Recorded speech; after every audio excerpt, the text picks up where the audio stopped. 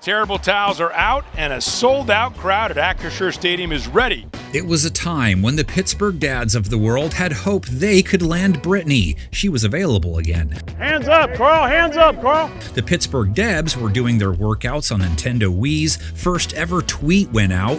Oh yeah! Maybe it announced the hiring of Mike Tomlin. 20 years later, they call it X, and it announced his departure. A native Yinzer taking the reins as we begin a very, very new chapter in the AFC North. Football's about to happen. Let's go! It was 2006, so you don't have to look it up. And yes, saying native Yinzer was redundant, like ATM machine in theory. Yeah! Yeah! Irregardless, Mike McCarthy steps in for Mike Tomlin, hoping to rekindle a little cheesehead magic. Hey, Hawks got a great quarterback! Aaron Rodgers came away from his off-season magical mystery tour with visions of playing a 22nd year. What a grab by Connor Hayward! Rodgers' impact on Pittsburgh's passing attack wasn't monumental. Touchdown to Metcalf! 207 yards per game. Touchdown, Jonnu Smith! 21 TDs, a mid-90s rate. Fires underneath Skoranek, and Skoranek is in for the score! They were middle of the pack on third down, 25th in yards per game. Rodgers has time, climbing the pocket. Here comes Khalil Mack in the end zone. He drops him. Those are the key areas they can fare better at this year with the ball. We know what kind of game it's going to be. We got to score points. Yeah, a lot of them. They didn't turn the ball over much. Throws, slant, right, touchdown, Pittsburgh Steelers. It's DK Metcalf. We're solid in the red zone for a 23-point per game average. Lunges forward, touchdown, Pittsburgh Steelers. Points per game average, Rodgers also was pretty decisive. He was quick draw McGraw after the snap. Here's a pass out to the left flat for Gainwell, gets to the edge. That minimized the number of backwards plays. They were top 10 in sacks taken. Holy mackerel! Wow! And he somehow caught it. The quick release approach made it harder to rack up chunk plays. To the right, off jump ball, brought in by DK Metcalf. Touchdown, Pittsburgh Steelers. DK Metcalf finished with a career low 850 yards. Floats it out for Metcalf, elevates and makes the catch. That still led the team. Physicality on full display. And it means he's been good for 850 plus all 7 years in the NFL.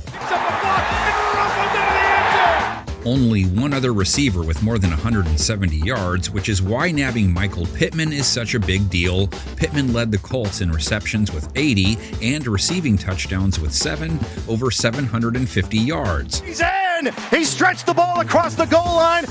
They also picked up Jeremy Bernard in the second round of the draft. He's instinctive and incredibly smart. When you talk to the folks at Alabama and you talk to Ty Simpson, as I had a chance to, he raved about the intelligence of Jeremy Bernard, all the different things they can do with him, and the toughness that he brings. You see it as a blocker, and you see it in his ability to win in the middle of the field. He's a real crisp route runner, and when he gets the ball in his hands, he looks like a running back. He's built powerfully that way. Making room for him in the locker room, Calvin Austin, who departed Pittsburgh off a 370-plus yard year. Touchdown, Pittsburgh Steelers! It's Calvin Austin in the end zone.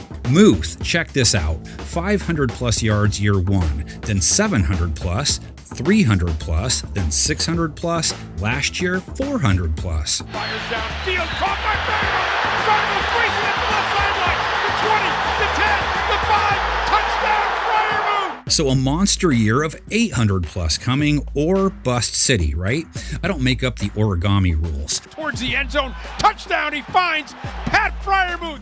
Fellow tight end Darnell Washington, a.k.a. Mountain on Legs. Oh, he shoved down a man and then lowers his shoulder, rumbling down the left sideline. Career high 364 yards. He could probably start at left tackle on a lot of teams. And finds Darnell Washington. Who will they trot out as their starting five on that O-line week one, though? Steelers drafted tackle Max Ihanichor with their first-round pick. Basketball player all the way through high school.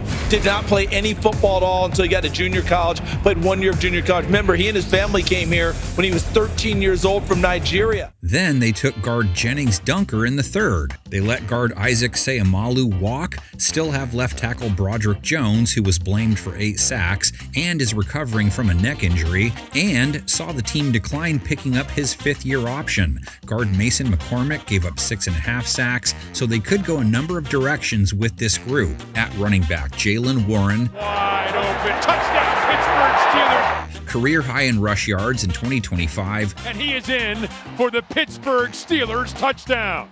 958 and a half dozen TDs. Races into the end zone for the Pittsburgh Steelers touchdown. 4.3+ yards per carry all 4 years in the bigs. Straight up the middle, following Anderson into the end zone.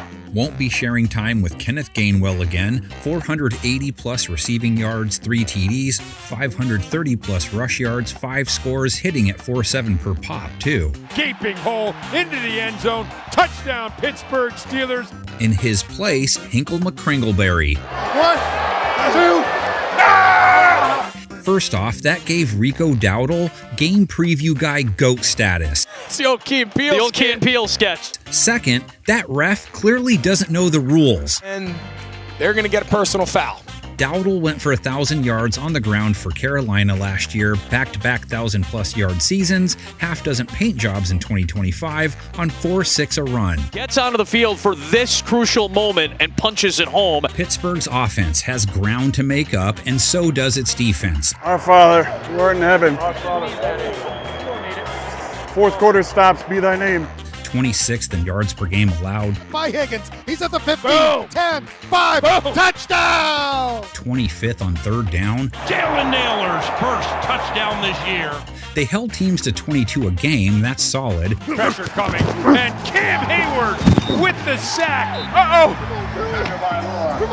Whoa! Fourth most takeaways to keep things in check. The ball is loose, and it is picked up, and it's recovered by the Steelers. Their pass rush didn't produce a super high pressure rate, but 48 sacks was good for 6th most. Jalen Ramsey coming in. And they still have a loaded front. And the ball's loose, and it's recovered by T.J. Watt. T.J. Watt should still be a problem. Sack total not as high as expected, 7 in 14 games. The Watt family all-time sacks leader.